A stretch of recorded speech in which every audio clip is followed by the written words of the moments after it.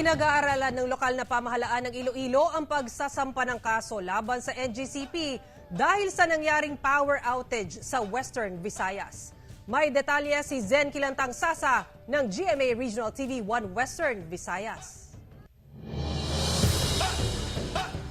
Pinag-aaralan ng Iloilo LGU na magsampa ng kaso laban sa National Grid Corporation of the Philippines o NGCP kasunod ng nangyaring power outage sa Panay Island, Guimaras at bahagi ng Negros Occidental. Ayon kay Iloilo Governor Arthur Defensor Jr., maraming consumer ang nagtiis dahil sa malawakang patay-sinding kuryente noong Enero 2 na nagtagal ng 4 na araw.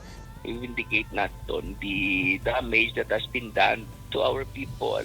Kagang isa ko ka-purpose na so that we will continue to apply pressure so that it will not be repeated. Kahit ang ilang mga consumer gusto na managot ang may kapabayaan sa pagtrip ng ilang planta na naging dahilan ng power outage. Dapat padala na sila sa Senate Inquiry para nga manabat sila sa ilang mga kapaltahan sa pamuluyo.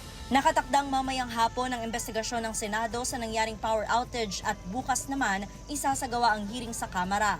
Isa sa magsisilbing resource person si Iloilo Governor Arthur Defensor Jr. We will continue to develop that as we go through the hearings and we find our recourse under the laws on energy and other national laws. Samantala, dadalo rin virtually si Iloilo City Mayor Jerry Trias sa investigasyon ng Senado mamayang hapon. Tatalakayin rin ito ang nangyaring power outage sa Panay noong Abril 2023 na hindi rin umano na aksyonan ng NGCP ayon pa kay Trias. I am going to ask the Senate how the damages can be reimbursed by NGCP. Handang harapin ng NGCP ang kaso sakaling magsasampa ang Iloilo LGU.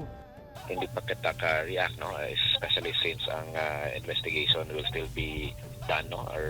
or will be conducted. So if ever may ara, no? That's the proper forum to address that once may ara na. Mula sa GMA Regional TV 1 Western Visayas, Zen Kilantang Sasa, nagbabalita para sa GMA Integrated News.